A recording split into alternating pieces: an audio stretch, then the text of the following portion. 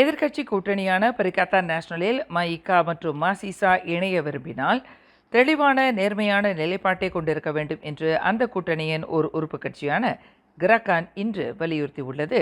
Bursa national உறுப்பு கட்சிகளான அவ்விரு கட்சிகளும் தாங்கள் ஓரங்கட்டப்பட்டு விட்டதாக கூறி பரிகாத்தா நேஷனலை அணுகுவதாக இல்லாமல் அவை நேர்மையான நிலைப்பாட்டுடன் இணைய வேண்டும் என்று கிரகான் கட்சியின் பொதுச் செயலாளர் வாங் சியாசன் தெரிவித்தார். தவிர அரசியல் போராட்டங்கள் என்பது பருவகாலமாகவோ அல்லது பதவியை பெறுவதை நோக்கமாக கொண்டதாகவோ இருக்கக்கூடாது என்பதையும் அவர் வலியுறுத்தினார். மஇகாவும் மசிசாவும் உண்மையில் மக்களிடம், குறிப்பாக இந்திய மற்றும் சீன சமூகங்களின் எதிர்கால தலைவிதியை நிர்ணயிக்க விரும்பினால் அவர்கள் பரிகாத்தா நேஷனல் போராட்டத்தில் இணைவதை தாங்கள் வரவேற்பதாக அவர் குறிப்பிட்டார்.